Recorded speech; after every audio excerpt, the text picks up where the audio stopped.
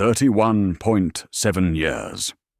That is the arithmetic mean of an Imperial life, calculated not from war zones or Xenos raids, but from within the protective embrace of the Emperor's domain. This figure appears in no public record, existing only in classified administratum files under seal crimson. It represents the mathematical optimization of human consumption, the precise interval between birth and systematic conversion into resources that fuel the endless war machine. The Imperium does not kill its citizens quickly. That would be wasteful.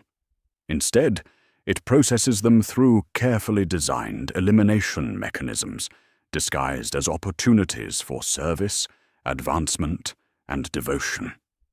Every Imperial citizen participates willingly in their own destruction, convinced that compliance ensures survival. They are wrong.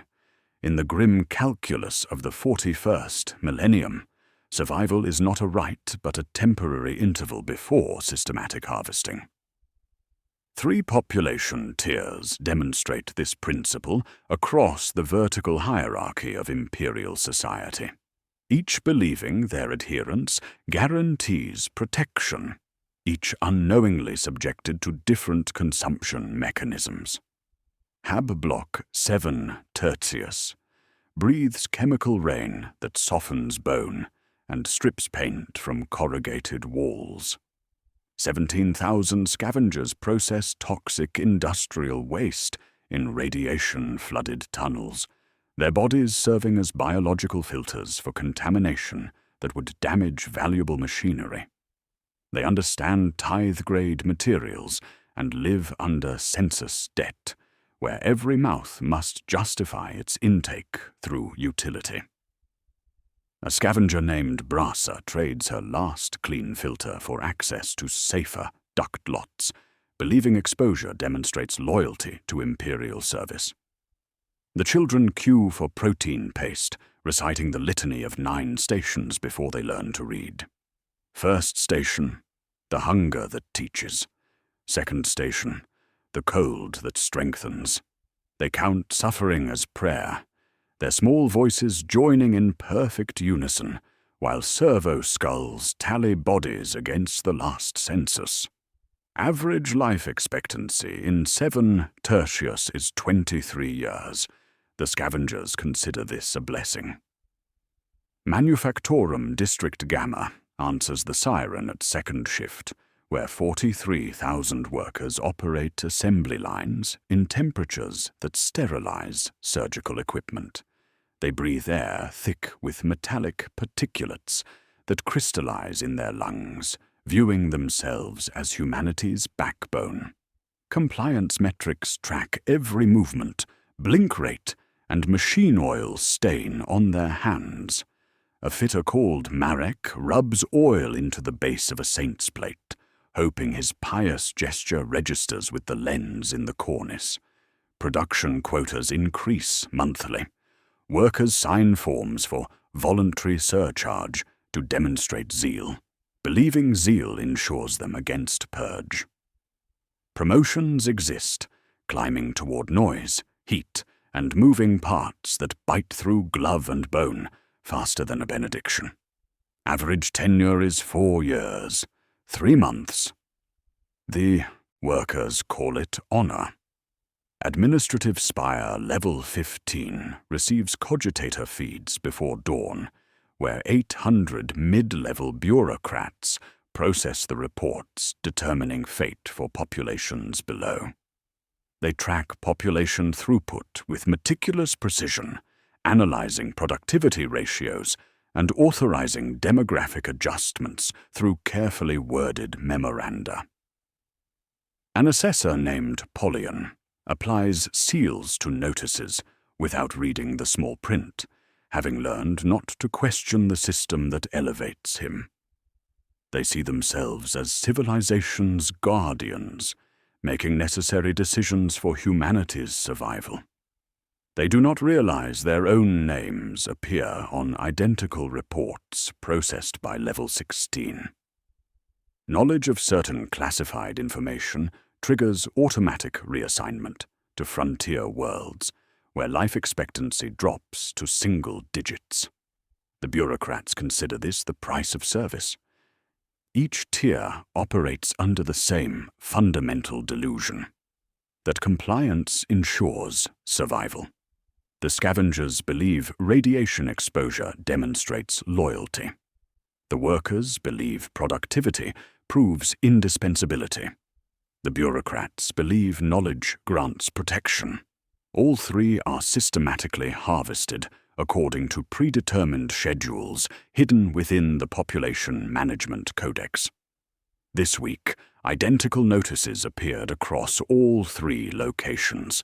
The parchment bears the Departamento Munitorum seal and announces upcoming efficiency audits designed to optimize resource allocation and identify advancement opportunities for deserving citizens. No details are provided about process, timeline, or criteria. The notices simply instruct residents to report when summoned and prepare documentation proving their contribution to imperial glory. In 7 Tertius, scavengers interpret this as recognition. In District Gamma, workers see opportunity for promotion. On Level 15, bureaucrats view it as routine review. None question why efficiency audits correlate with population decreases. None wonder why high-rated communities subsequently require demographic adjustment. The arithmetic is precise. The process is efficient. Compliance is not protection, but participation in systematic consumption. The outcome is inevitable. The parchment had dried on the Hab bulkhead by dawn, its edges curling in the chemical humidity that passes for air in 7 Tertius. 17,000 scavengers began rearranging their lives around the efficiency audit notice. Mothers cleaning filter masks with sump water that hissed against the seals, children rehearsing the litany with renewed attention to cadence. The notice promised optimization and advancement. In the Underhive, those words translate as air, calories, and one more week alive. The descent to their domain requires radiation badges that click faster than heartbeats. At sublevel -47, the elevator opens onto humanity's most profound lie, that the Imperium protects those who serve it faithfully. The scavengers inhabit corridors deliberately, positioned beneath primary waste processing centers, their settlements clustering around radiation vents and chemical runoff channels that would kill unprotected machinery within hours. They do not wear protection. They are the protection. Dawn begins with toxin prayers recited through throats raw from chemical exposure. The ritual serves dual purpose, devotional observance and practical necessity. Workers stand in lines along catwalks, palms raised to accept incense ash that binds airborne particulates. Mask seals are checked during the blessing. Oxygen chitbooks stamped beneath parchment bearing saints' faces. A priest-engineer leads the rite, his devotion measured in replacement filters, issued rather than sermons given. You miss the prayer, you miss the paste. The compact they believe in is simple. Process the waste that drips from manufactoria above, and the Imperium will protect you from the worst of it. The reality appears on maintenance schematics that plot coolant courses and runoff veins. Hab Block 7 Tertius sits at 3 junctions marked Hazard Black. Settlement placement was not accidental charity, but deliberate policy. Bodies are cheaper than catalytic beds. Bone, lung, and skin absorb what machinery must not. Brasa volunteers for double shifts in the cesium processing chamber, where air shimmers with invisible death. Her skin bears mottled discoloration, common to long-term radiation exposure. Patches of grey and yellow she considers marks of devotion. Her daughter Keela, aged 9, already shows early symptoms: hair loss, persistent nausea, the telltale patches spreading across her neck. Brasa interprets these as blessings, evidence the Emperor has chosen her child for special service. Shifts rotate through sectors designated by risk grade. Green means coughing later. Amber means coughing blood now. Red means the priest writes your name on parchment and nails it to the shrine. Scavengers compete for these assignments, viewing increased exposure as increased service to the throne. They sought radioactive metals from chemical sludge using tools that would be considered torture devices in less faithful communities. Evening brings corpse counting to maintain population quotas mandated by the administratum. Bodies are sorted by cause of death: radiation poisoning, chemical burns, respiratory failure, or the catch-all category of service-related deterioration. The dead are processed through bio-recycling units that convert human remains into protein paste for surviving families. Community leaders adjust work assignments to maintain optimal mortality rates, ensuring steady population replacement while maximizing useful service from each life. Recently, new symbols have appeared on Hab walls throughout 7 Tertius. Red census markers, painted in oxidized iron, mixed with organic compounds, mark doorways and corridor intersections, according to patterns that defy obvious logic. The scavengers interpret these as blessings, perhaps indicating areas of particular spiritual significance. They do not question imperial directives. The markers correlate with population adjustments that occur through events the scavengers interpret as gang warfare. Communities exceeding survival quotas suddenly experience violent conflicts between previously peaceful groups. Weapons appear from unknown sources. Bodies accumulate faster than bio-recyclers can process them. Survivors attribute these outbreaks to heretical corruption or insufficient faith among neighbors, never recognizing the systematic nature of these cleansing operations. Brasa's Hab unit bears a fresh red census marker as of this morning. She felt honored by its presence, believing it indicates her family's exceptional devotion. Her neighbors share this interpretation, viewing the marker as recognition of superior service. They do not realize they have been selected for elimination. Their faith in their utility becomes the mechanism of their destruction. Above them, in Manufactorum District Gamma, 43,000 workers begin their own daily ritual of systematic consumption, believing themselves protected by productivity and blessed by honest labor. The ascent from 7 Tertius requires passage through decontamination chambers that strip away radiation residue and chemical traces, replacing the underhive's humid decay with the metallic particulates that define existence in Manufactorum District Gamma. At sublevel -23, the air tastes of machine oil and sacred incense, where 43,000 workers maintain humanity's most seductive delusion, that honest labor ensures imperial protection. The factory sacrament begins before dawn with sirens that echo through Hab blocks like mechanized prayers. This is not an alarm, but a metronome, carving existence into obedient 12-hour blocks separated by paste distribution and mandatory productivity prayers. Workers line beneath heat lamps and rusted aqueducts, palms raised for ration ladles, eyes lowered for the Auspex lenses that record their posture with mechanical devotion.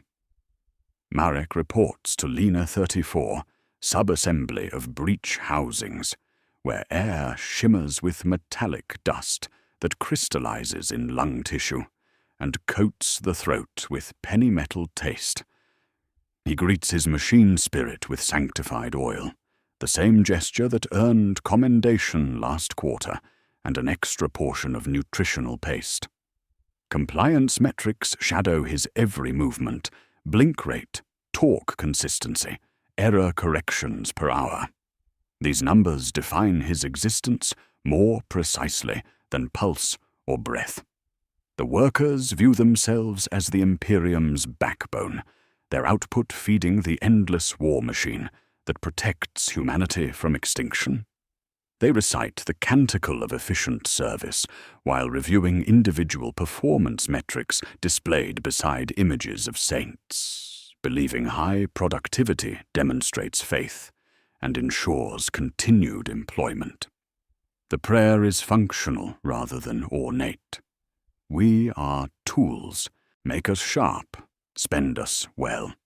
Each shift becomes an act of devotion. Each quota met a prayer answered. The hidden truth lies embedded in manufacturing specifications that reveal production quotas as mathematically impossible targets designed to ensure systematic failure.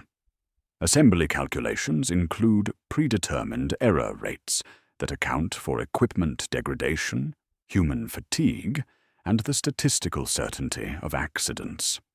Quality control standards reject products for microscopic flaws invisible to human inspection.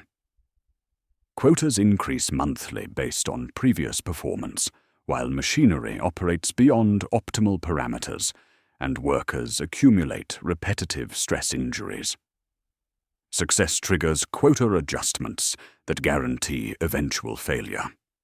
Promotions exist within the district, swift and deadly. Marek's neighbor Ilya exceeded yield targets for 3 consecutive weeks, earning special recognition and reassignment to the autoclave feed sector, where one misjudged breath collapses lungs in superheated air. The regulation manual classified this as advancement. Ilya lasted 9 days before his name became a work order for replacement personnel.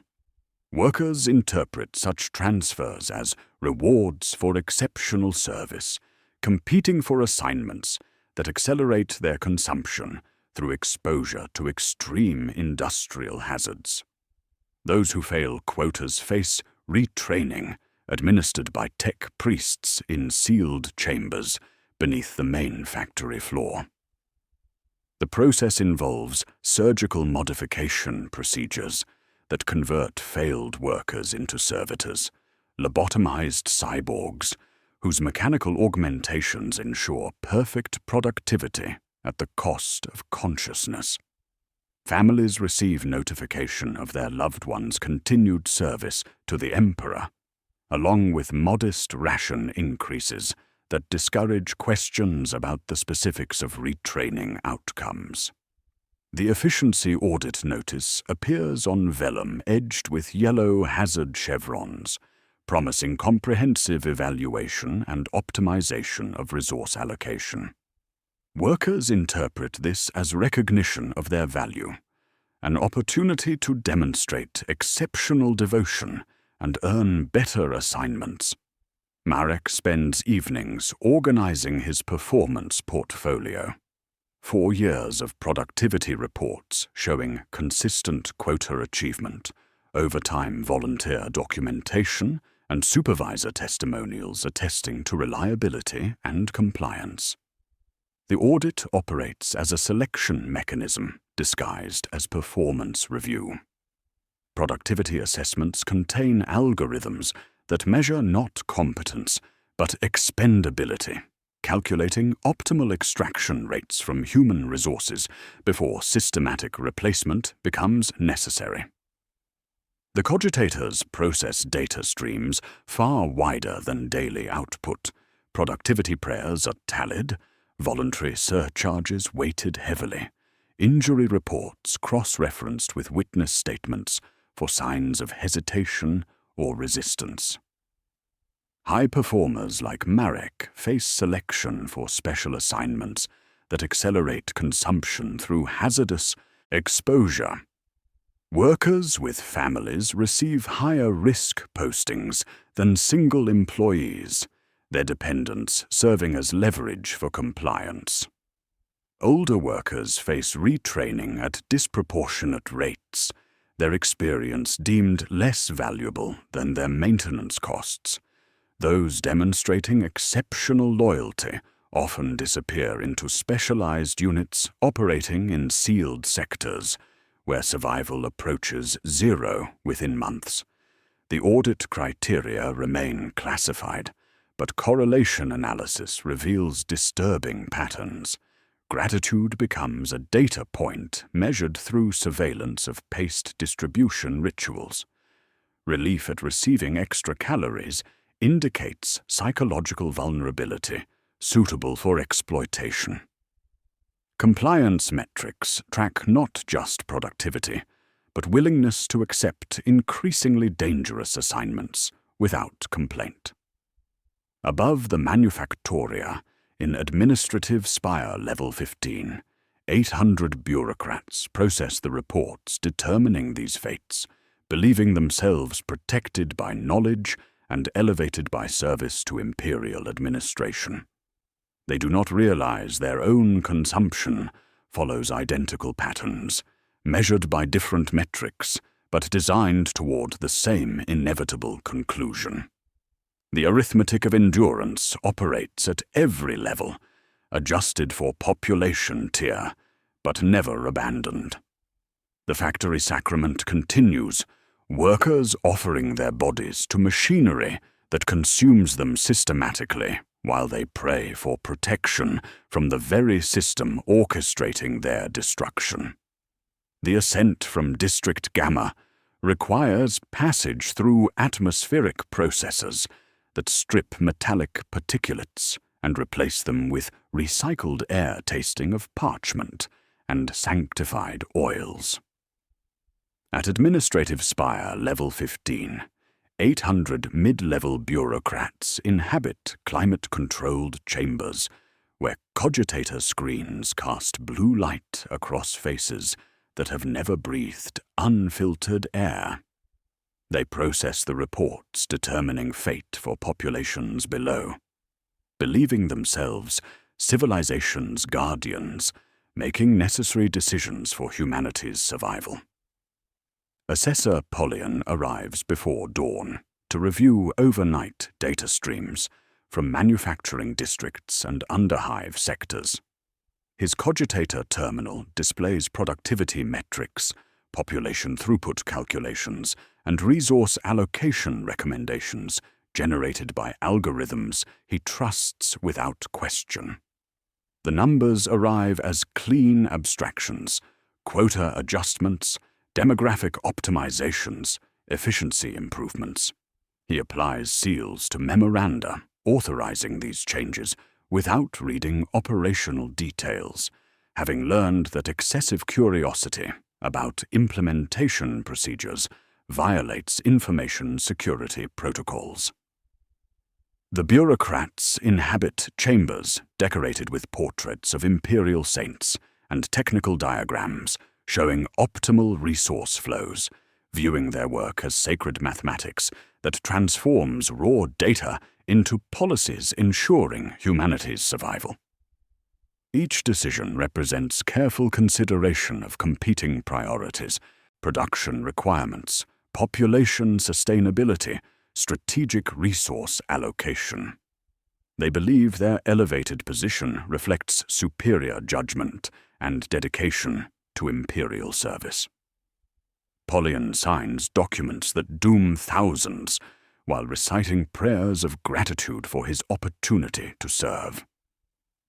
The revelation that defines existence on Level 15 emerges from classified personnel files, accessible only through security clearances that expire without warning. Bureaucrats operate within elimination hierarchies identical to those governing lower populations, subject to audit cycles, efficiency reviews, and loyalty assessments that function as systematic culling mechanisms. Performance evaluations track not competence but expendability, measuring psychological compliance alongside analytical output. Polyon's colleague Vestra disappeared last month following her inquiry about correlation patterns between demographic adjustments and population decreases. Her questions triggered security protocols that classified her knowledge as dangerous to operational security. The official record shows voluntary reassignment to frontier world Gemini Tertius, where administrative personnel face average life expectancy of 8 months due to hostile environmental conditions. Vestra's departure was celebrated as exemplary service to imperial expansion. Her replacement arrived within hours, briefed on procedures, but warned against excessive analysis of underlying patterns. Knowledge of the system's true nature becomes a death sentence disguised as career advancement. Bureaucrats who recognize the mathematical relationship between loyalty metrics and elimination rates face immediate reassignment to frontier worlds, penal colonies, or specialized units operating in hazardous sectors. Their understanding marks them as security risks whose continued presence threatens operational integrity. The system protects itself by consuming those who comprehend its logic. Each administrative tier consumes the one below while being consumed by the one above.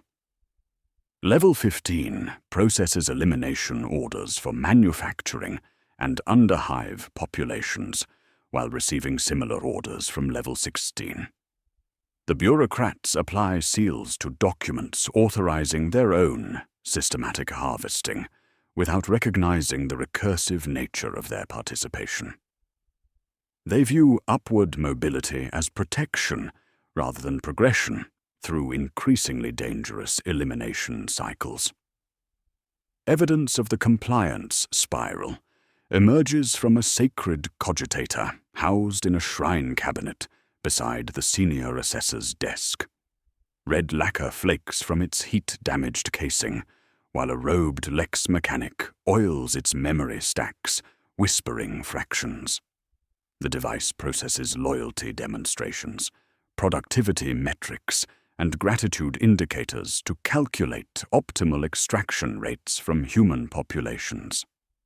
High compliance scores trigger increased quotas rather than protective measures, the algorithm interpreting virtue as vulnerability suitable for exploitation. Polyon reviews compliance spiral outputs without understanding their true function. The algorithm presents recommendations as efficiency improvements: increase manufacturing quotas by 12%, adjust underhive population targets by 8%, implement enhanced loyalty verification protocols across administrative tiers. He applies approval seals, believing these changes optimize resource utilization and strengthen imperial defenses. The mathematics appears sound, the logic unassailable. The spiral operates through feedback loops that reward compliance with escalated demands. Populations demonstrating exceptional devotion receive escalated demands until they reach mathematical breaking points, where maximum resources are extracted before systematic collapse. Virtue becomes the mechanism of systematic consumption, loyalty the pathway to elimination. The efficiency audit notices distributed across all 3 population tiers represent synchronized implementation of compliance spiral recommendations. Polyon prepares data streams for their coordinated deployment, unaware that his own elimination algorithms operate through identical logic, calibrated to different metrics, but designed toward the same inevitable conclusion. A servo skull hovers behind him longer than usual, its quill scratching his name onto a slate he cannot see. The pattern emerges with mathematical precision across all 3 population tiers, revealing the Imperium's most devastating psychological weapon: loyalty itself. In Hab Block 7 Tertius, Scavenger Brasa volunteers for triple radiation exposure after her daughter's sickness worsens, believing increased sacrifice will earn divine intervention. In Manufactorum District Gamma, worker Marek requests assignment to the sealed sector after witnessing colleagues disappear into advanced positions, interpreting their absence as evidence of exceptional recognition. On Administrative Spire Level 15, bureaucrat Polion applies for higher security clearances, despite knowing that such access correlates with frontier reassignments, convinced his analytical skills make him indispensable to Imperial operations. Each interprets their persecution as evidence of Imperial favor rather than systematic predation. This represents the loyalty trap's fundamental mechanism. Citizens learn to measure their worth through willingness to accept suffering, competing for opportunities to demonstrate superior devotion through exposure to increasingly lethal conditions. The more devoted they become, the more willing they are to accept deadly opportunities disguised as advancement, recognition, or sacred duty. Imperial doctrine teaches that suffering proves devotion, hardship sanctifies the soul, and survival depends entirely on faith in the Emperor's protection. This theological framework transforms institutional cannibalism into religious duty, convincing populations that their consumption serves humanity's survival against existential threats. Ministorum sermons delivered during paced distribution emphasize the nobility of sacrifice, the blessing of hardship, and the eternal reward awaiting those who give everything to the throne.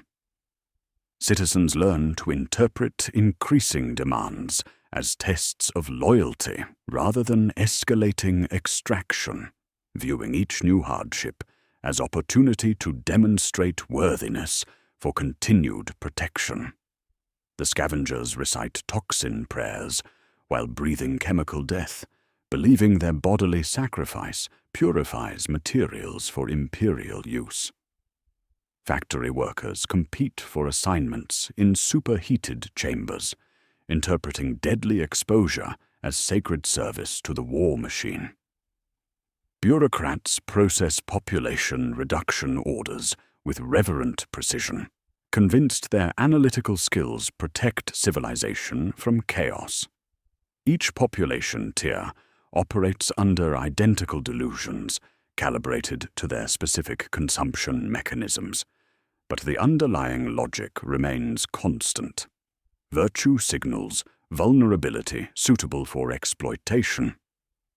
Imperial propaganda operates through systematic reframing that presents consumption as contribution, elimination as elevation, and death as the highest form of service. The red census markers appearing in 7 Tertius are celebrated as blessings rather than death warrants. Marek's promotion to hazardous assignments is viewed as recognition rather than elimination scheduling. Polyon's processing of demographic adjustments is seen as protective stewardship rather than harvest coordination. The system operates through psychological mechanisms that convert survival instinct into self-destruction, teaching populations to seek their own consumption as the ultimate expression of devotion. This represents the fundamental reframe that defines Imperial civilization. The Imperium does not protect humanity, but farms it. Human populations are cultivated through controlled breeding programs, matured through productivity conditioning, and harvested through systematic elimination cycles designed to extract maximum utility before replacement. The protective rhetoric serves as camouflage for agricultural logic that treats citizens as renewable resources rather than individuals deserving preservation. The farming analogy extends through every aspect of imperial administration. Different settlement types serve specialized functions.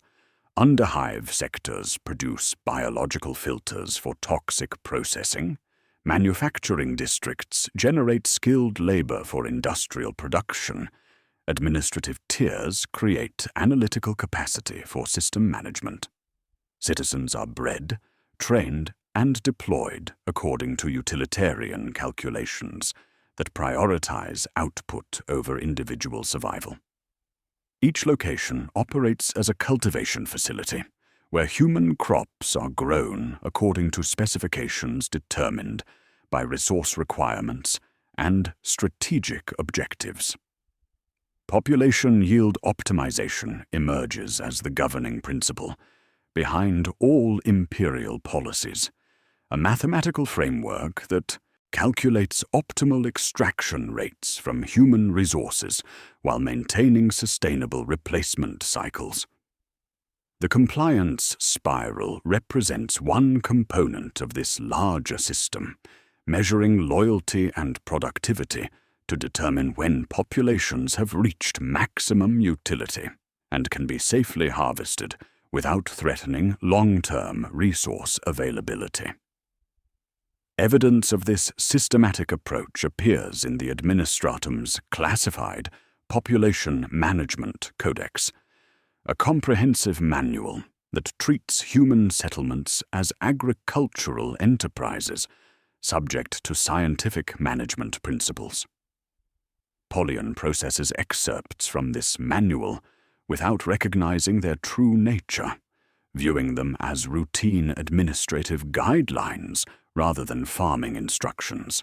The document contains detailed specifications for cultivation techniques, maturation schedules, and harvesting procedures calibrated to different population types and environmental conditions. The upcoming efficiency audits represent coordinated harvesting events designed to implement Codex recommendations across multiple population tiers simultaneously, optimizing resource extraction while maintaining systemic stability. The synchronization ensures that elimination events do not create cascading failures that threaten overall system function, carefully balancing consumption against sustainability to preserve the farming operation's long-term viability.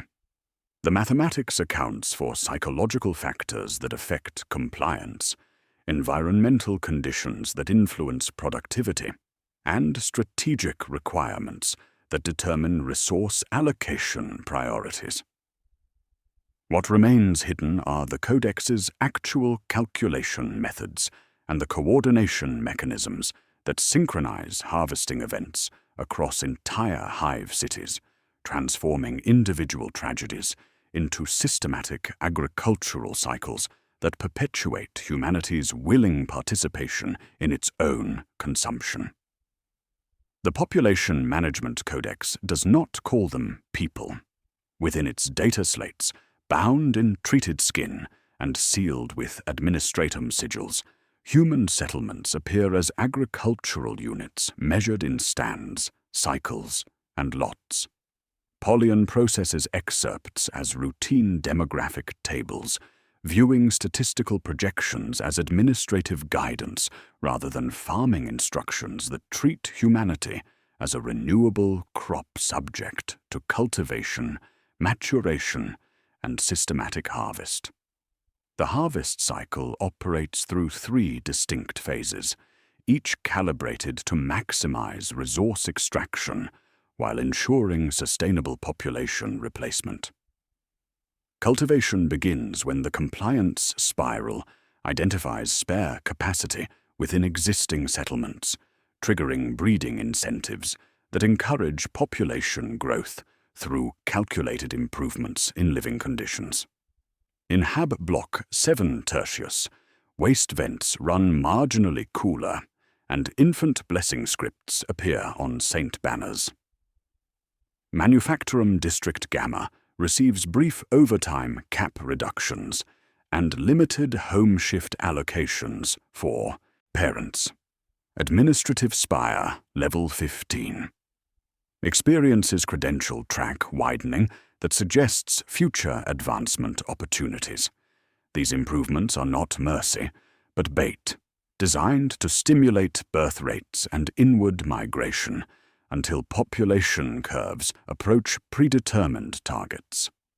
The cultivation phase typically spans 15 to 20 years, depending on environmental conditions and strategic resource requirements. Maturation follows with mathematical precision as populations reach optimal density thresholds. Quotas rise incrementally, small privileges evaporate, and productivity demands escalate according to schedules that push human resources toward maximum output. Filter replacements in the underhive require additional blessings and extended prayer vigils.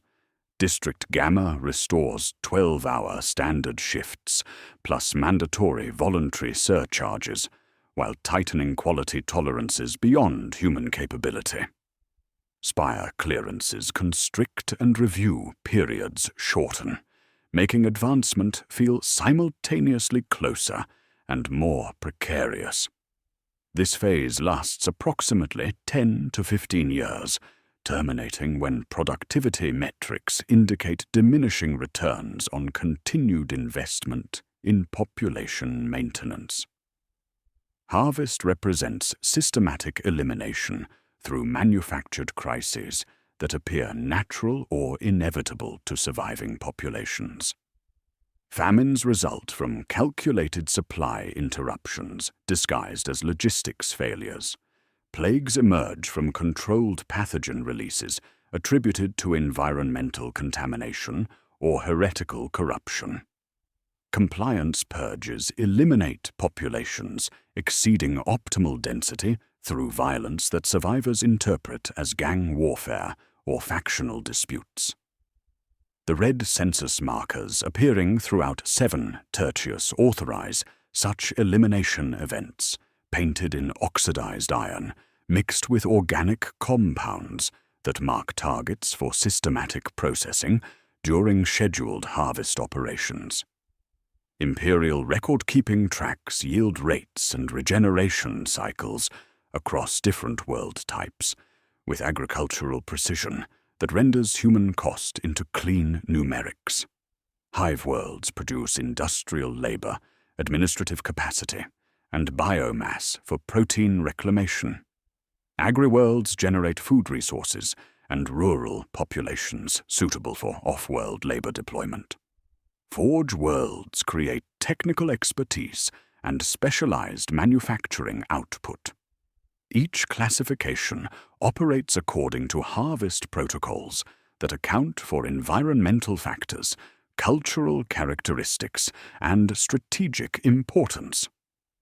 The ledgers document output per 1,000, kilograms of redeemed protein from bio-reclamation facilities, servitor conversions per population cohort, munitions continuity when conscription removes skilled workers from production lines.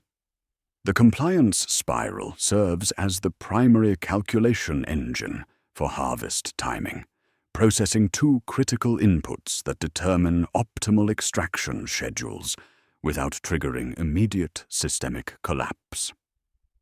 Declared capacity measures population, productivity through manufacturing output, administrative efficiency, and resource processing rates, establishing baseline utility metrics that justify continued investment. Demonstrated piety tracks loyalty indicators through religious observance, voluntary sacrifice, and acceptance of hardship, measuring psychological compliance that enables systematic exploitation without triggering resistance movements. The algorithm reads both inputs as authorization for escalated demands. High-capacity populations face gradual quota increases that accelerate consumption while maintaining productivity illusions, while high-piety populations accept increasingly dangerous assignments while interpreting their suffering as divine favor. These calculations generate the 31.7-year average lifespan that defines imperial existence. This figure represents not a failure of protection, but the mathematically optimal extraction rate where maximum resources are obtained before maintenance costs exceed utility. The spiral balances declared capacity against demonstrated piety to predict extraction rates that approach, but do not exceed population breaking points, ensuring sustainable harvest cycles that can be repeated indefinitely across multiple generations. The approaching synchronized efficiency audit represents unprecedented coordination across all 3 case study locations, scheduled to demonstrate harvest protocols in simultaneous action for the first time in decades. Previous audits targeted individual population tiers to prevent cascading failures that might expose the systematic nature of elimination events. This synchronized approach indicates either exceptional confidence in population compliance or urgent resource requirements that override standard safety protocols.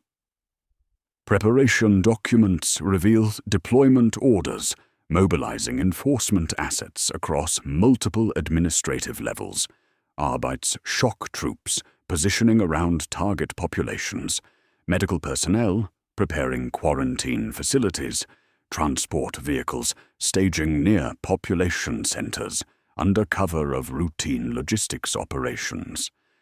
The coordination requires months of advance planning and suggests implementation of new harvest technologies capable of processing multiple population types simultaneously while maintaining the psychological frameworks that ensure willing participation. Brasa receives notification that filters will be half price for 1 market day, spending saved chits to demonstrate gratitude for imperial mercy. Marek obtains a commendation with access credentials he interprets as recognition of superior service. Polion signs routing orders marked Synchronizations Event without examining operational attachments, trusting the system that elevates him while processing his own elimination.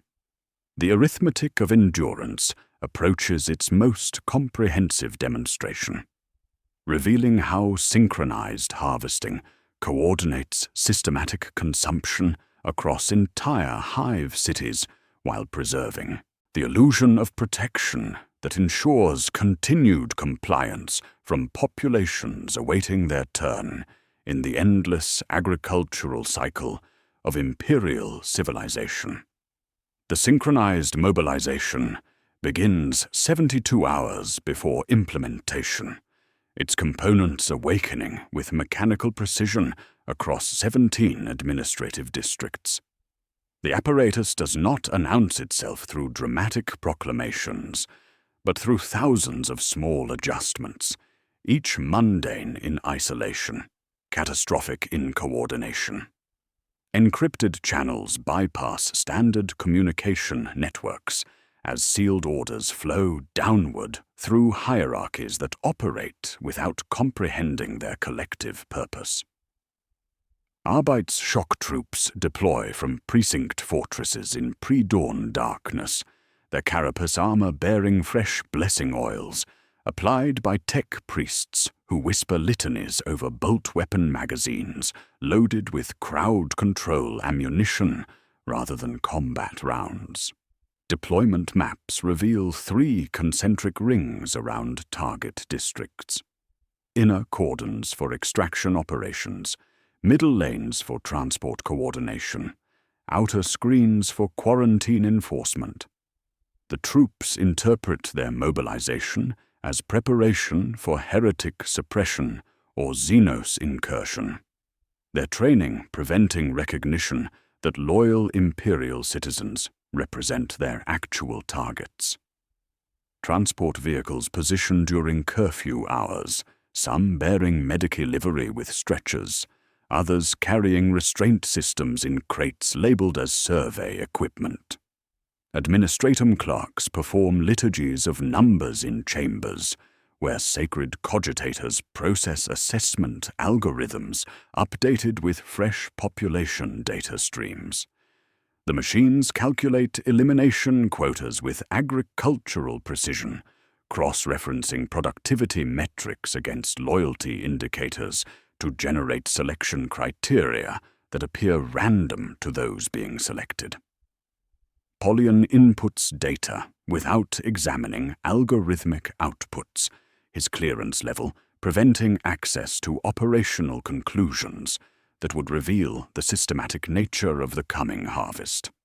Lex mechanics scratch binaric calculations on wax slates, variance tolerances, batch sizes, acceptable loss ratios that treat human populations as renewable resources subject to mathematical optimization. Ministorum confessors receive scheduling instructions for purification rites designed to prepare populations psychologically for elimination events disguised as advancement opportunities. These ceremonies serve dual purposes: religious observance that reinforces compliance while providing surveillance cover for resistance assessment within target communities. Absolution tokens are pre-punched with identification holes that enable servo-skull counting during distribution, their blessing ceremonies functioning as selection mechanisms rather than spiritual comfort. Each population tier receives preparation instructions calibrated to specific psychological vulnerabilities that ensure willing participation in systematic elimination. Hub Block 7. Tertius receives productivity incentives, promising improved living conditions for communities demonstrating exceptional commitment to imperial service. Brasa organizes neighbors into voluntary work groups competing for recognition, spending saved chits on new filter masks, while believing superior performance will earn protection from chemical rain. The scavengers interpret increased quotas as opportunities to prove worthiness, volunteering for extended radiation exposure, while children practice the litany of 9 stations with renewed devotion. Manufactorum District Gamma faces efficiency competitions, promising advancement for workers achieving exceptional performance metrics during audit periods. Marek coordinates with line teams to exceed production targets, organizing voluntary overtime shifts while implementing productivity improvements he believes will demonstrate indispensability to imperial operations. The workers view competitions as recognition of their value. Competing for assignments they do not realize represent elimination selections disguised as career opportunities. Administrative Spire Level 15 undergoes loyalty verification procedures, promising security clearance upgrades for personnel demonstrating exceptional dedication. Polion prepares comprehensive documentation of analytical contributions, believing superior performance will protect him from frontier reassignments that claimed colleagues who failed similar evaluations. The bureaucrats interpret verification as advancement screening rather than elimination scheduling, their elevated position creating confidence that compliance ensures continued protection. Servo-skull surveillance networks activate throughout target zones, their lenses recording behavioral patterns that feed assessment algorithms, calculating resistance potential and elimination priority. The mechanical familiars hover longer during prayers, their quills scratching names onto slates, while citizens interpret their presence as blessing rather than selection.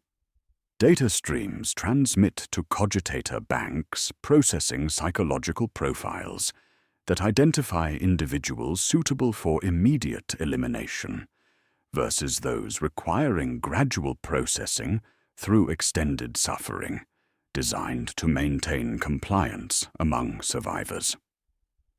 The mysterious Grade 17 processing protocol appears on parchment sealed with black wax, distributed to enforcement teams through channels bypassing standard command structures.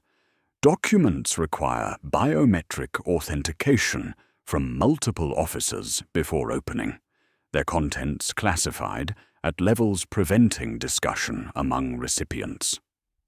Teams receive protocol briefings in sealed chambers where recording devices are prohibited and memory suppression rights follow training completion.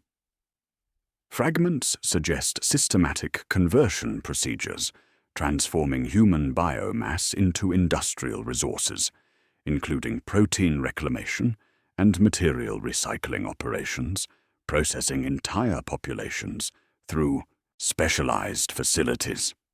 The apparatus completes its awakening as dawn approaches, components positioned for synchronized implementation of harvest protocols that will demonstrate Imperial protection's true nature through coordinated elimination events disguised as advancement opportunities. The machinery of systematic consumption prepares to reveal itself through actions populations will interpret as recognition rather than elimination, their faith ensuring willing participation in their own processing. Dawn bells toll simultaneously across 17 administrative districts, their bronze voices synchronized by servo skulls that ping every clock shrine and cogitator core with mechanical precision. The sound refracts through vent shafts and stairwells, carrying no urgency, only the steady rhythm of Imperial routine, beginning another day of service. Citizens rise from sleep shifts, believing themselves chosen for advancement, their preparation complete, their faith absolute. The synchronous harvest begins not with violence, but with gratitude. In Hab Block 7 Tertius, scavenger families queue outside assessment chambers, decorated with fresh saint banners and productivity blessing scripts. Brasa leads daughter Keela forward, both wearing their cleanest filter masks, while reciting the litany of 9 stations, with voices hoarse from chemical exposure. The chamber contains 3 tech priests operating cogitators that display productivity metrics, loyalty assessments, and selection algorithms disguised as advancement screening. A Ministorum confessor's voice crackles through voxcasters. "Citizens of the Emperor, your exceptional devotion has earned you sacred purification duty. Those demonstrating highest compliance are selected for direct service in the Emperor's light. The first selections emerge as productivity incentives, promising improved living conditions for communities demonstrating exceptional commitment. Brasa receives notification that her family qualifies for specialized assignments in newly opened processing tunnels, their entrances previously sealed with hazard chevrons.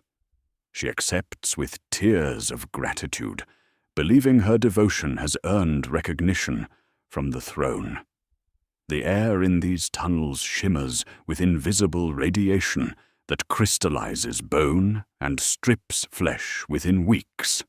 Her neighbors compete for similar opportunities, viewing toxic waste disposal duties as blessings rather than death sentences. Children too young for work assignments receive transport authorization to educational facilities, where their biomass will undergo protein reclamation rather than knowledge acquisition. Manufactorum District Gamma experiences efficiency competitions that begin with ceremonial productivity prayers before revealing their true nature as selection mechanisms. Marek presents 4 years of performance documentation to assessors who review his metrics against algorithmic criteria, measuring expendability rather than competence. His exceptional productivity marks him for immediate servitorization, surgical conversion, preserving manufacturing skills, while eliminating consciousness. He thanks the assessors for recognizing his value, believing lobotomization represents advancement to higher service. The conveyor belt leads directly into chambers where tech priests operate cranial frames and recite the rite of true labor. Workers selected for conscription receive transport orders to frontier worlds where life expectancy measures in weeks rather than years. They interpret deployment as recognition of military potential, competing for assignments to combat zones where survival approaches 0. Those whose hands hesitate or eyes show doubt face immediate diversion by hydraulic clamps into conscription channels, their bodies deemed fit for immediate deployment. Families bid farewell with pride, viewing separation as temporary sacrifice for imperial victory. Administrative Spire Level 15 undergoes loyalty verification, culminating in mass reassignments, presented as career advancement opportunities. Polion receives orders transferring him to frontier world Gemini Tertius, where administrative personnel face hostile environmental conditions, killing within months. He views reassignment as recognition of analytical capabilities, believing expertise makes him valuable enough to risk in dangerous postings. His colleagues compete for similar transfers, interpreting frontier assignments as evidence of superior competence rather than elimination scheduling. The Grade 17 processing protocol reveals itself through systematic conversion procedures, transforming human biomass into industrial resources with agricultural efficiency.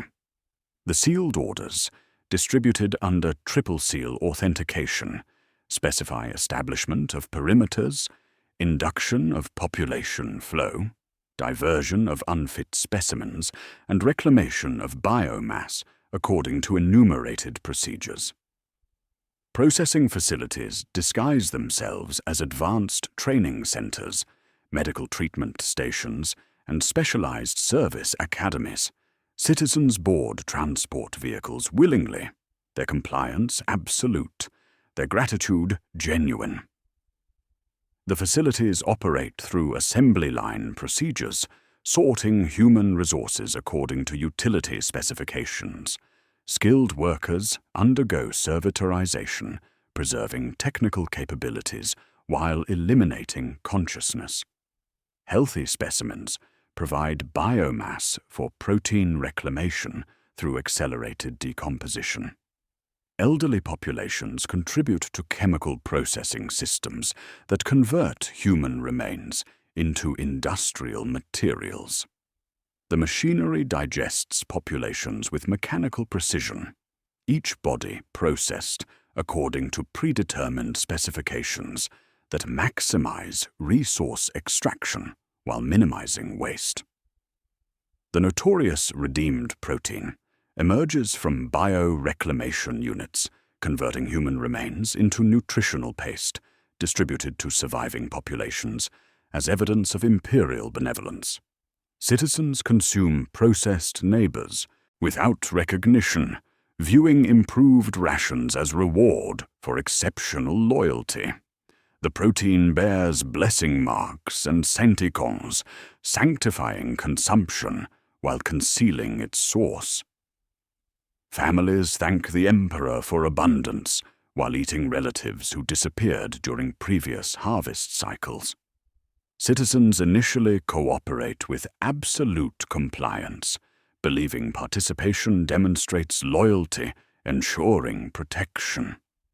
Brasa guides Kayla toward transport vehicles while reciting prayers of gratitude for their opportunity to serve.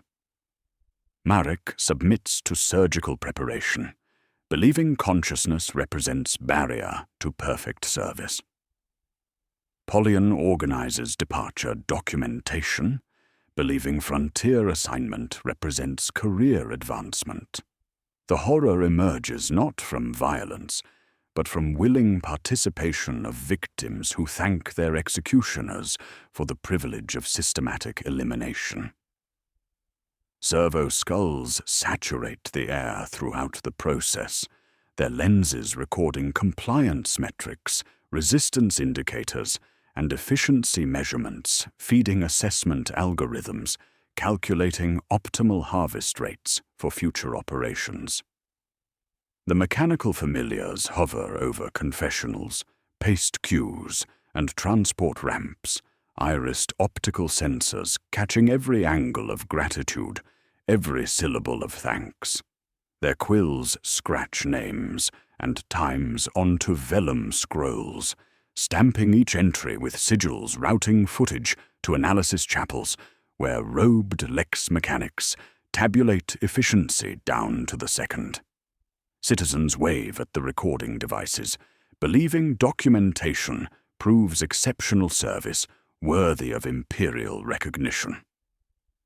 The synchronous harvest completes within 12 hours, processing thousands of citizens through elimination mechanisms, disguised as advancement opportunities. Transport schedules mesh with quarantine deployment, as cordon lines flex around emptying districts. The pace lines never stop, only reroute around collection points where families once lived. No panic moves faster than the litanies. No scream carries as far as the bells. Every signature sits beneath a seal. Every seal glows with approval. Survivors interpret the absence of neighbors as evidence of their exceptional service rather than systematic elimination, competing for inclusion in future selection events. The apparatus withdraws with mechanical precision, leaving communities grateful for imperial attention, while processing facilities convert human resources into industrial materials, according to agricultural schedules, treating humanity as renewable crops. The mathematics prove perfect, the compliance absolute, the harvest complete.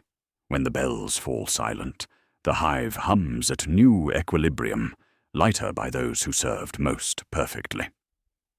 Survivors do not curse the system, but congratulate themselves for passing another test. They feel chosen, they sleep. The arithmetic is patient, and it is not done. Tomorrow will explain why they feel grateful, and reveal the algorithm ensuring they always will. The silence that follows the synchronous harvest settles like gratitude sediment in every corridor, leaving survivors not shaken, but strengthened in their devotion. Within 72 hours of witnessing systematic elimination, disguised as advancement, the mechanism resets with mechanical precision. No riots erupt from the emptied hab blocks. No cries of outrage echo through thinned manufactoria.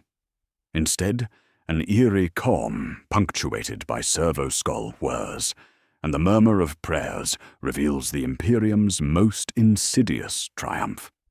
It harvests not just bodies, but the very will to resist. In Hab Block 7 Tertius, Brasa returns from the sealed tunnels with a nosebleed she calls a blessing, clutching stamped chits promising filter vouchers that will never materialize. Kayla is gone to the learning dormitory, a term nobody questions aloud. Rather than mourning her daughter's disappearance, Brasa organizes prayer circles, thanking the Emperor for testing her household, competing with neighbors for extra shifts to demonstrate readiness for further purification. The scavenger Jeth, whose brother vanished into purification duty, volunteers for triple radiation exposure, believing his sacrifice will demonstrate worthiness for similar recognition. The community interprets the red census markers not as death warrants, but as blessings indicating areas of particular spiritual significance. They compete for assignments in sealed processing chambers, viewing proximity to disappeared neighbors as evidence of divine favor rather than systematic selection. Manufactorum District Gamma experiences similar psychological transformation as surviving workers interpret colleagues' servitorization as evidence of exceptional value to imperial operations. Sarit, who survived the audit by 2 algorithmic points she cannot see, petitions to enroll her wounded brother in augmentation service to secure their family's ration tier. She speaks the words without trembling, viewing consciousness as barrier to perfect service rather than essential humanity. The line chief nods approval, while requests to volunteer relatives for conversion double within a day. Marek's final commendation hangs above his empty station like a relic, inspiring workers to exceed quotas while volunteering for assignments, in chambers where servo skulls record compliance metrics rather than productivity measurements. Administrative Spire Level 15 demonstrates the most sophisticated gratitude conditioning, as surviving bureaucrats request transfers to frontier worlds as acts of devotion rather than elimination avoidance. Colleagues draft petitions for hazardous reassignments, each framed as humble pleas to be spent where the Emperor wills. Vestra's name is praised during morning devotions as a model of courage, while clerks study posted lists of merit transfers for their chance at elevation. They compose florid requests for dangerous postings, embedding quotations from sainted administrators to demonstrate zeal. The thought, yes, that reassignment removes them permanently never forms language. Devotion covers the whole where logic once operated. This phenomenon represents trauma bonding scaled to civilizational dimensions, where witnessing horror transforms victims into willing participants who interpret survival as divine favor rather than random chance. Citizens develop gratitude reflexes through psychological conditioning that converts terror into relief and relief into obedience. Survivors attribute their continued existence to imperial benevolence rather than statistical outcomes of predetermined culling operations, binding themselves to the hand that spared them through manufactured gratitude that operates like addiction.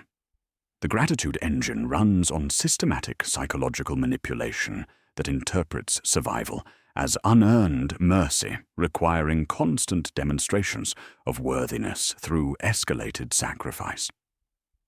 Each act of self-destruction becomes proof of devotion worthy of imperial recognition, creating feedback loops where populations voluntarily accelerate their own consumption while thanking their executioners for the privilege. The Litany of 9 Stations, recited by children during ration distribution, serves as foundational conditioning that teaches suffering as spiritual exercise and deprivation as blessing, embedding cognitive frameworks that make adult populations receptive to propaganda, transforming institutional cannibalism into religious duty. The primary twist emerges through classified analysis of compliance spiral algorithms, recovered from sacred cogitators operating beyond their designed parameters. The system does not measure productivity or loyalty as protective factors deserving preservation. Instead, it measures psychological vulnerability and capacity for self-deception, processing devotion as authorization for increased extraction rates. The algorithm contains a hidden variable recorded in servo skull footage. The pliancy index, calculated through micro-expressions during paste distribution, voice print tremor analysis, and spontaneous gratitude demonstrations at the site of imperial authority. High productivity signals willingness to accept escalated demands without resistance. Demonstrated loyalty indicates psychological dependency, suitable for manipulation through manufactured crisis and artificial scarcity. Gratitude becomes the most valuable ore, flagging veins of human compliance, rich enough to mine until collapse. The more grateful and compliant populations become, the higher their elimination quotas rise, according to mathematical formulas, treating appreciation as consent for systematic consumption. Virtue signals exploitability through mechanisms that reward devotion with escalated demands designed to test compliance limits without triggering resistance movements. Communities demonstrating exceptional appreciation for imperial attention receive increased hardship until they reach breaking points where maximum resources are extracted, before population failure. The spiral reads, compliance as vulnerability rather than strength, calibrating suffering to maintain psychological dependency, while maximizing resource extraction through willing participation. The mathematics demonstrate perfect efficiency in converting survival instinct into self-elimination. Grateful populations eliminate themselves while competing for opportunities to prove worthiness through death. Relief today authorizes demand tomorrow, creating self-accelerating harvest cycles driven by fear renamed as faith. The system perpetuates through psychological mechanisms that interpret systematic predation as protective benevolence, ensuring populations remain grateful for opportunities to demonstrate devotion through systematic self-destruction. This reveals the fundamental horror underlying imperial civilization. Virtue guarantees elimination through mathematical certainty. The protective rhetoric operates as psychological warfare designed to transform citizens into willing participants in their own systematic harvesting. Compliance ensures consumption. Devotion accelerates destruction. The gratitude engine operates with mechanical precision, processing human psychology like any other renewable resource subject to agricultural optimization. Yet, if gratitude ensures destruction through algorithmic inevitability, questions emerge about systemic sustainability. How does the apparatus maintain stable population bases without triggering complete civilizational collapse? The answer lies in the compliance spiral's ultimate mathematical endpoint, calculations that reveal the true purpose behind imperial civilization's systematic consumption of humanity through carefully calibrated cycles designed to perpetuate rather than complete the harvest. The mathematics of consumption emerge from data slates recovered during routine cogitator maintenance, their sacred machine spirits preserving calculations that transform the compliance spiral from psychological phenomenon into precise algorithm. These documents, classified under seal crimson and stamped with routing codes from offices that no longer exist, reveal formulas treating human populations as renewable resources subject to optimization equations. The files label their central objective in language so clinical it cuts optimize human resource throughput without terminal system destabilization. The spiral does not calculate how to save lives. It calculates how to spend them at the highest efficient rate while never running out. The complete algorithm processes three primary variables through sacred formulas that output elimination quotas calibrated to extract maximum resources without triggering complete population collapse.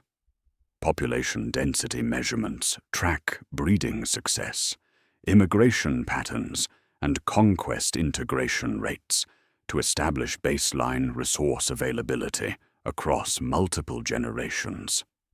Compliance indices monitor psychological dependency through servo-skull footage analysis, measuring gratitude demonstrations, voluntary sacrifice rates, and resistance indicators that determine extraction vulnerability. Regeneration coefficients calculate replenishment schedules through controlled breeding programs, settlement expansion, and territorial acquisition to ensure sustainable harvest cycles that can repeat indefinitely. The documents reveal optimal throughput as the mathematical point where populations reach maximum utility extraction before systematic failure. A calculation treating human communities like industrial equipment, subject to efficiency analysis. For Hab Block 7 Tertius, optimal throughput occurs when scavenger lung capacity for filtering toxins approaches critical failure. Bone marrow begins deteriorating from radiation exposure, and psychological resilience to constant loss renders them barely functional, yet still grateful for opportunities to serve. The algorithm identifies this threshold through productivity curves, plotting resource output against population maintenance costs, determining precise intervals where continued investment becomes economically inefficient. In Manufactorum District Gamma, optimal throughput manifests when worker joints lock from repetitive stress, vision blurs from metallic particulate accumulation, and mines approach complete breakdown just before servitorization becomes more efficient than continued organic labor. The calculations account for training costs, replacement availability, and the value of consciousness versus mechanical precision in determining when surgical conversion maximizes resource extraction. Administrative Spire Level 15 reaches optimal throughput when bureaucratic cognitive functions strain to collapse from processing endless data streams, and their understanding of systemic operations becomes a security liability, outweighing analytical utility. Regeneration calculations reveal the system's agricultural logic through mathematical projections treating population replacement as crop rotation subject to scientific management principles. Breeding programs operate through controlled nutrition distribution that encourages reproduction during cultivation phases while restricting fertility during harvest periods. Immigration incentives target specific demographic profiles needed to replace eliminated populations, offering settlement opportunities that appear humanitarian while serving resource replacement functions. Conquest integration protocols process captured populations through assessment procedures, sorting individuals according to utility specifications before deployment to appropriate consumption schedules. The algorithm contains behavioral modification protocols that dispense relief precisely when populations approach resistance thresholds, providing just enough improvement to restore compliance without reducing overall suffering levels. Imperial mercy emerges as protection theater, defined in the files as visible. Interventions designed to raise psychological dependency without meaningful safety improvements. Medical aid appears during plague outbreaks to prevent complete population loss while maintaining chronic illness that justifies continued hardship. Food distribution increases marginally during famine conditions to preserve enough citizens for continued labor, while maintaining scarcity psychology that ensures gratitude for minimal provisions. The shocking revelation that defines imperial civilization emerges through statistical analysis revealing the 31.7-year average lifespan as mathematically optimal extraction rate rather than tragic failure of protection. The Codex labels this figure mean utility duration, representing the average time a civilian can be worked, tithed, reprocessed, and replaced before maintenance costs exceed extraction value. The calculation accounts for productivity curves peaking during mid-career years, while declining through age-related deterioration, psychological dependency patterns, maximizing compliance during prime working decades, and regeneration requirements ensuring adequate breeding populations while minimizing resource allocation to non-productive elderly demographics. The spiral reaches this duration by processing populations through cultivation, maturation, and harvest in overlapping waves calibrated to different population types. Brass's underhive cohort moves faster because radiation exposure accelerates both output and failure, their mortality curve bending early toward bioreclamation. Marek's Manufactorum tenure, ending at 4 years, represents design rather than accident, skilled labor being expensive to train, but valuable when converted to servitor operations that retain technical capability while eliminating consciousness. Pollion's projected 8 months on frontier worlds reflects administrative cost-benefit analysis, where bureaucratic training expenses are balanced against the security risks of informed personnel. The system's elegance lies in self-correction mechanisms that adjust extraction rates based on population responses. When gratitude wanes, small mercies restore psychological dependency. When birth rates lag, rumor campaigns about relocation benefits and relic tours stimulate migration.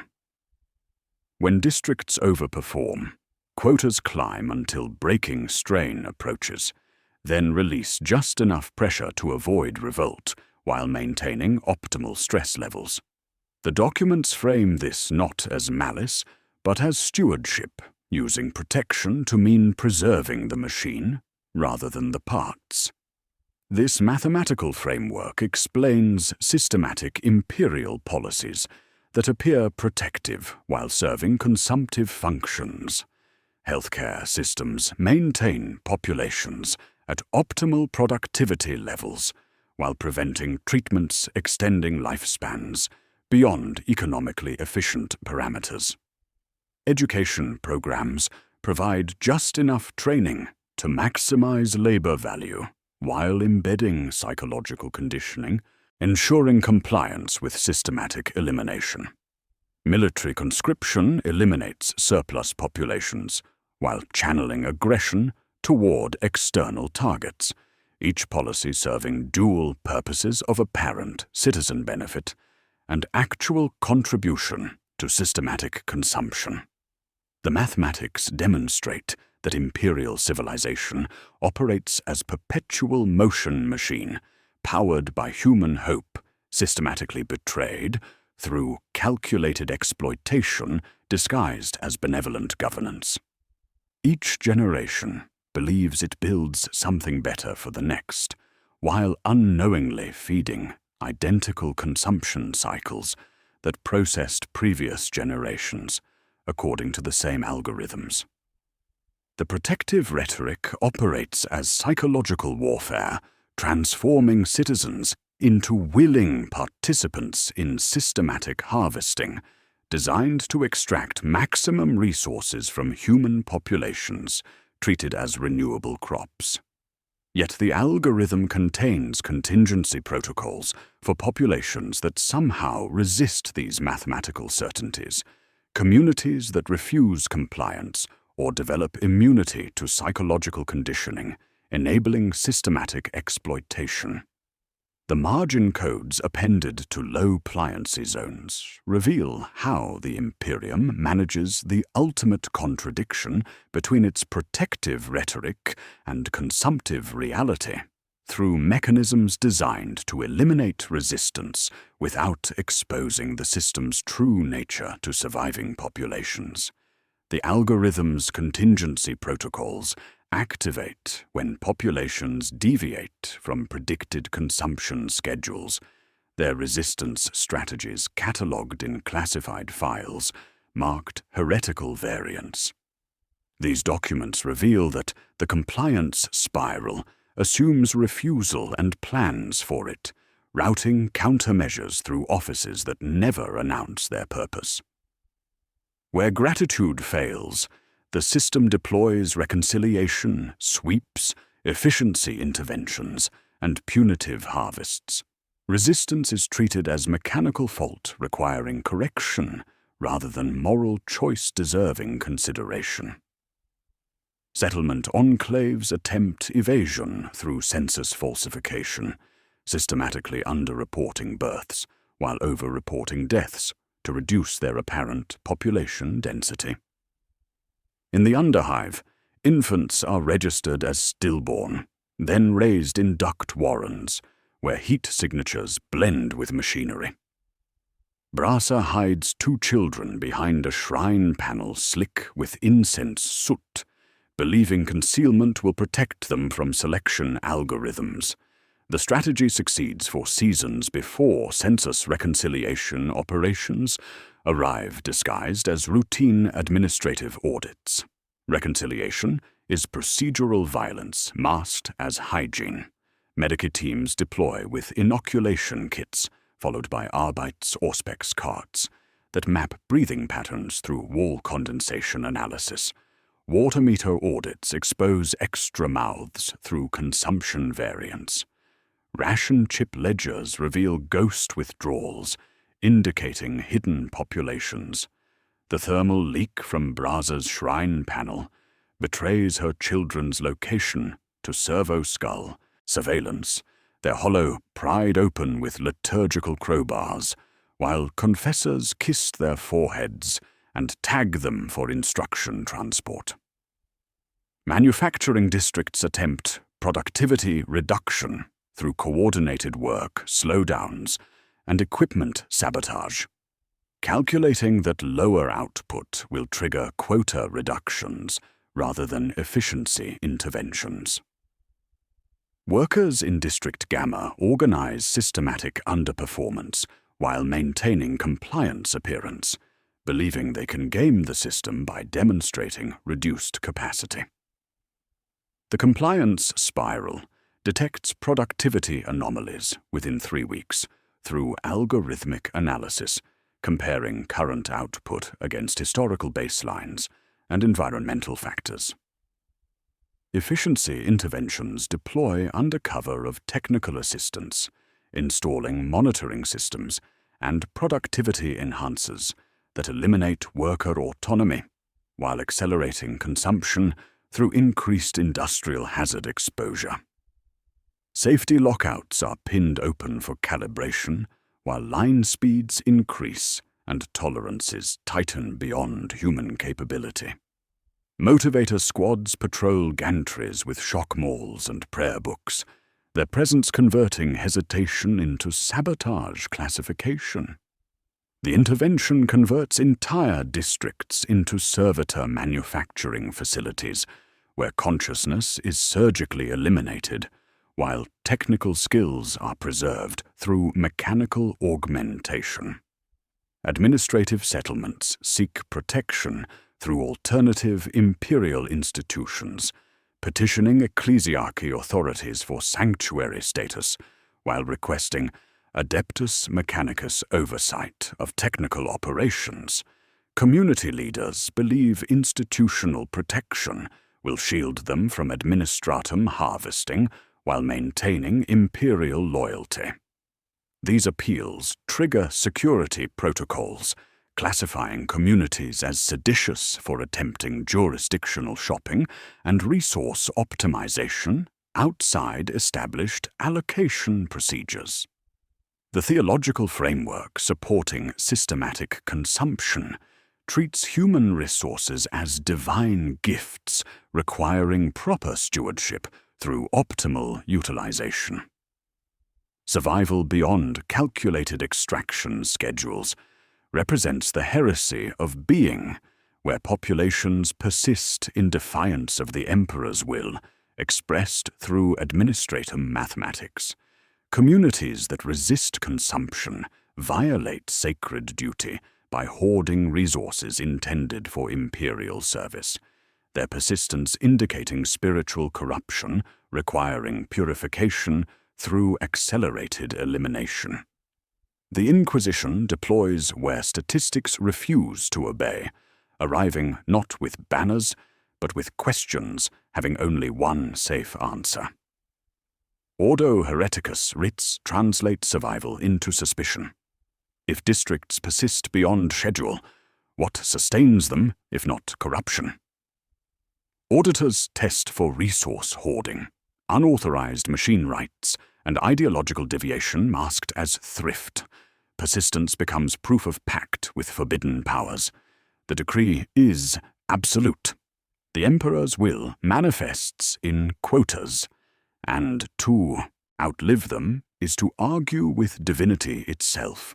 Inquisitorial purges operate through comprehensive elimination, designed not merely to punish heretics, but to erase any trace of abnormal survival that might inspire similar attempts across other populations. Records are expunged, populations rendered to ash, and ground is sterilized to prevent contagion of resistance ideas. The true enemy is not Xenos corruption, but the spark of individual resilience threatening to disrupt the perfectly calibrated, self-consuming machine of imperial civilization. Settlement Theta 12 achieved temporary escape through geographic isolation, relocating to abandoned sectors beyond regular oversight while maintaining minimal official contact. The community survived independently for 7 years before orbital surveillance detected unauthorized expansion beyond registered boundaries. Reclamation operations deployed through combined Arbites and Guard assets, conducting sweep-and-clear missions, processing the entire population through mobile harvesting units. Their success was celebrated as recovery of lost imperial citizens, rather than elimination of successful resistance. Independence reframed as tragic isolation requiring rescue through immediate processing. Mining Station Delta 6 developed technological countermeasures through jury-rigged surveillance jammers and false signal generators confusing servo-skull monitoring while maintaining normal operation appearance. Their technical sophistication delayed detection for 4 years before Adeptus Mechanicus assets identified deception through sacred machine-spirit communion. The response classified their innovation as tech heresy, requiring complete purification through plasma bombardment, successful resistance reframed as corruption of sacred technology, requiring absolute elimination to prevent contagion spread. The pattern reveals systematic anticipation of resistance methods through algorithmic prediction modeling, treating survival instinct as mathematical variable subject to calculation and counter-optimization. Each escape attempt strengthens the system by providing data for improved countermeasures, their failure serving as examples for populations considering similar strategies.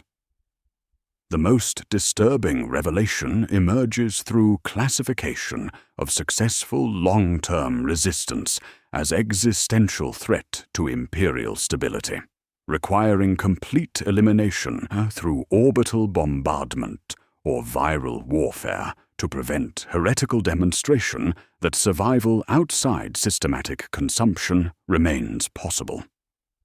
This theological framework enables the Imperium to justify systematic consumption while claiming protective intent, treating human harvesting as divine stewardship and elimination as spiritual purification.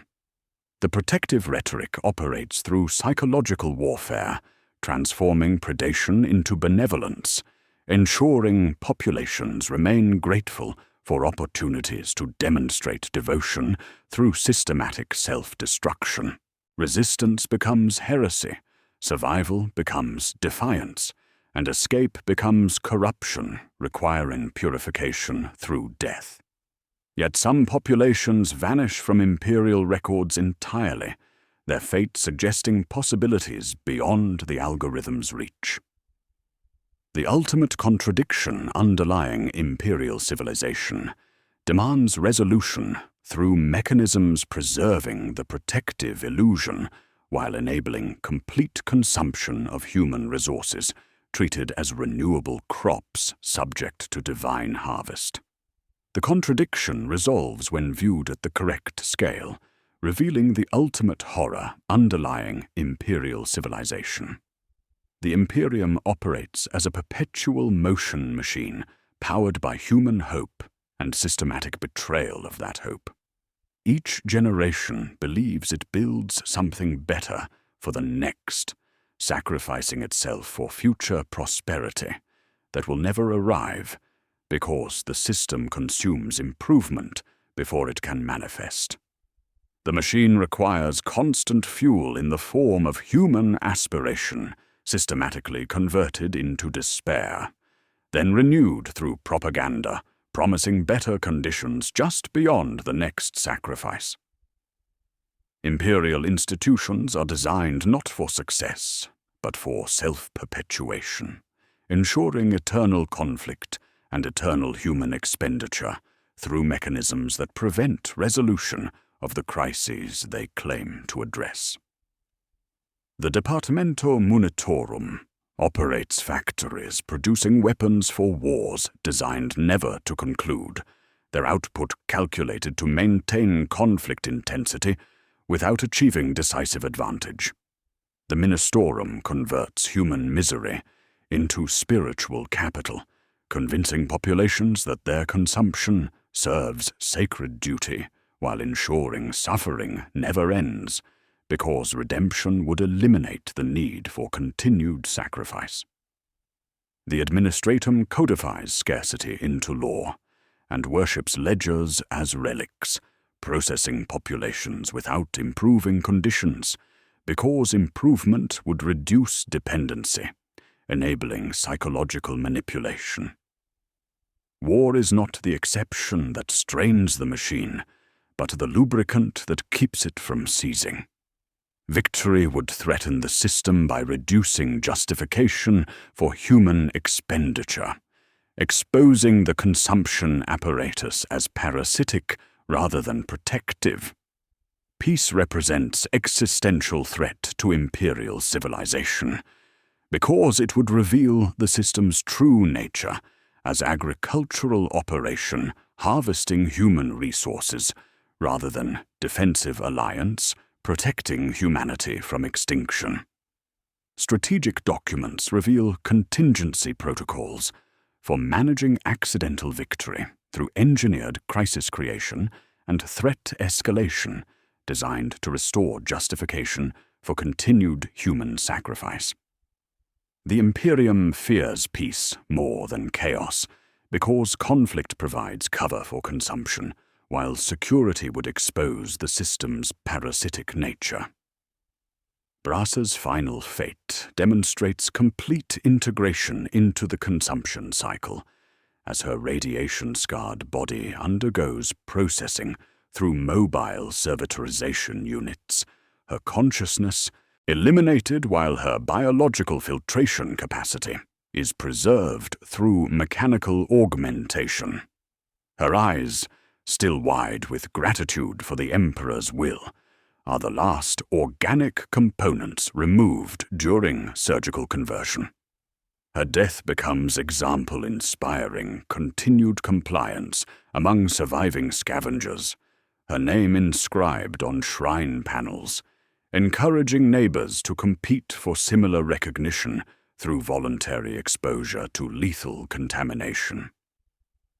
Kayla's processing through educational facilities converts her biomass to protein paste distributed to remaining populations as evidence of imperial benevolence, her nutrients literally feeding the system that eliminated her, while survivors thank the Emperor for improved rations.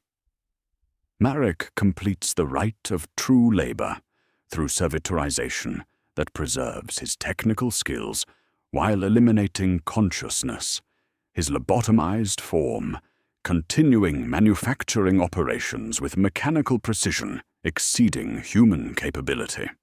He returns to line 34 as asset rather than colleague, his error rate dropping to 0 while output doubles. His conversion is celebrated as advancement to perfect service, his example inspiring colleagues to volunteer family members for similar augmentation. Believing consciousness represents barrier to optimal productivity. When line fires flare, he walks through them by instruction, a perfect worker at last, while supervisors pin his old commendation above the station to inspire the living. Pollion's frontier assignment to Gemini Tertius processes him through environmental hazards, eliminating administrative personnel whose knowledge threatens operational security. The hostile atmosphere strips his mouth in hours before lung collapse terminates his analytical capabilities deemed less valuable than the security risks posed by informed bureaucrats.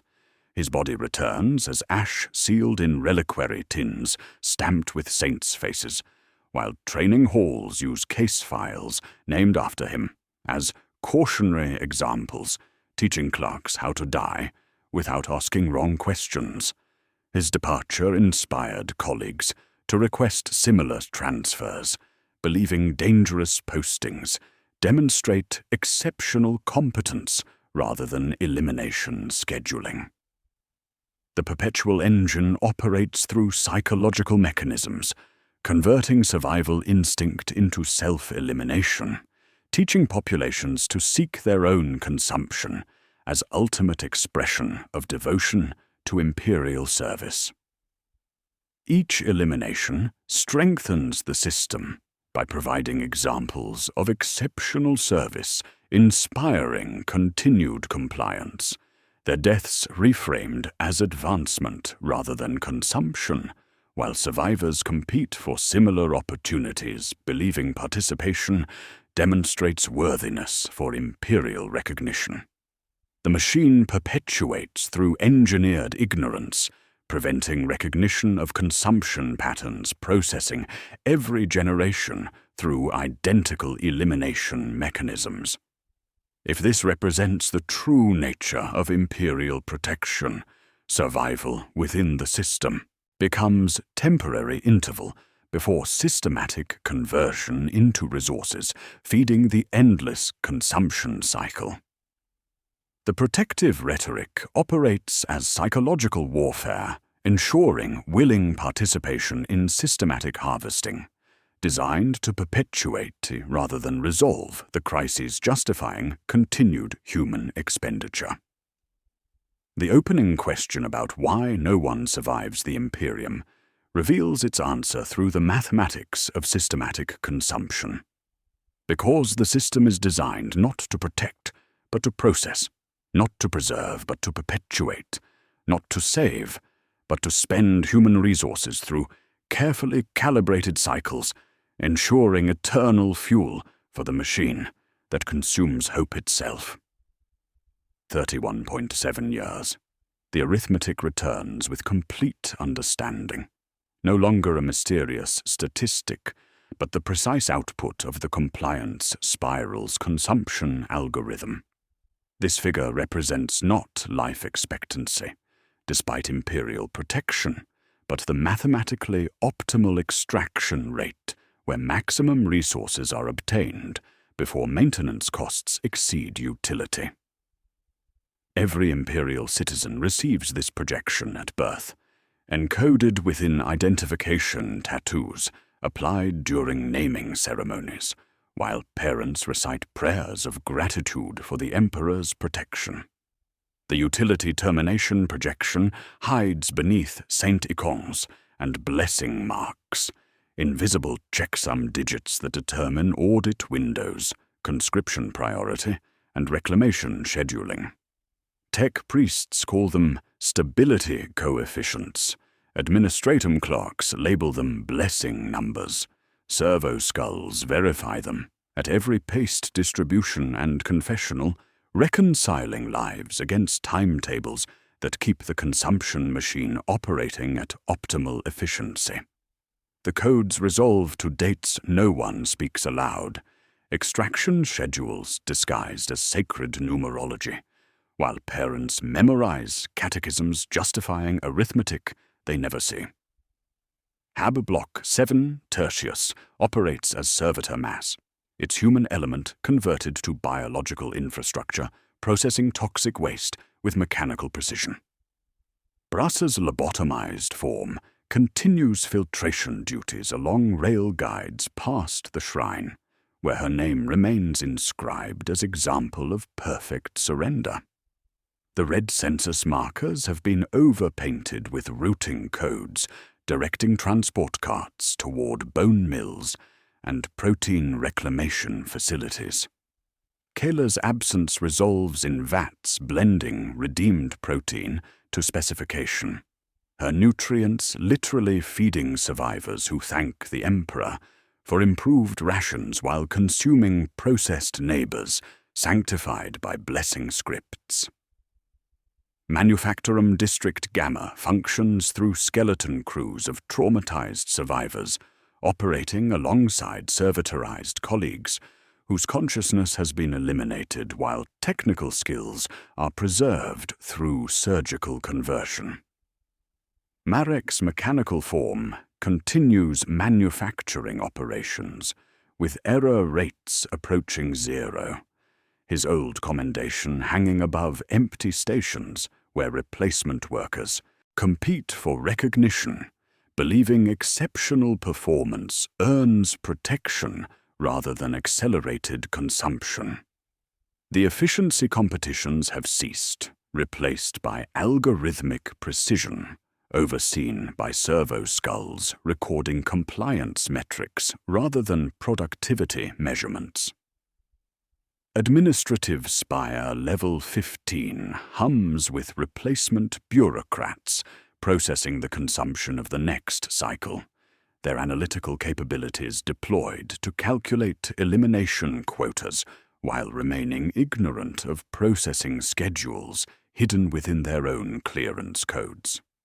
Pollion's replacement applies seals to demographic adjustment memoranda, without recognizing the recursive nature of participation in systematic harvesting, designed to consume administrative tiers through identical mechanisms, calibrated to different metrics, but engineered toward the same inevitable conclusion.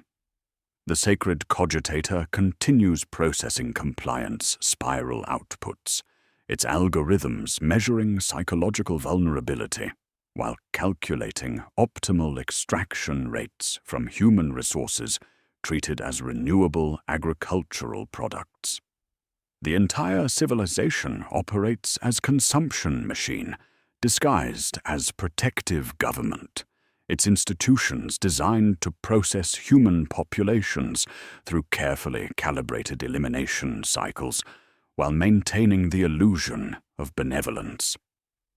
The protective rhetoric serves as psychological warfare, ensuring willing participation in systematic destruction, citizens competing for opportunities to demonstrate devotion through acceptance of increasingly lethal assignments, while interpreting their consumption as advancement rather than elimination. Each generation believes it builds something better, for the next while unknowingly feeding identical consumption cycles that processed previous generations according to the same algorithms, treating humanity as fuel for the endless machinery of imperial civilization. The procedural creed governing imperial population management emerges from classified documents stamped with routing codes, from offices that no longer exist, its language clinical enough to cut while preserving mathematical precision that defines human existence within the consumption apparatus. In compliance, consumption. In consumption, renewal. In renewal, eternal service. These words appear inscribed on cogitator casings and identification documents, their meaning hidden beneath protective rhetoric, while governing every aspect of imperial administration through algorithmic logic, treating humanity as agricultural resource subject to scientific management principles. The final image crystallizes the horror underlying imperial civilization. A newborn receiving identification tattoos during naming ceremonies, while parents recite prayers of gratitude for the emperor's protection. The tech priest's needle inscribes utility termination projections, calculated through compliance spiral analysis of genetic factors, environmental conditions, and projected resource requirements, their meaning concealed beneath religious symbolism, while determining the precise interval before systematic conversion into industrial materials. The parents thank the emperor for their child's opportunity to serve, their gratitude genuine, while unknowingly celebrating the encoding of their infant's elimination schedule. The servo skull hovers overhead, recording compliance metrics that feed algorithms calculating optimal extraction schedules. The arithmetic is patient, precise, and eternal. The consumption continues. The machine perpetuates. The hope renews. The harvest never ends, 31.7 years.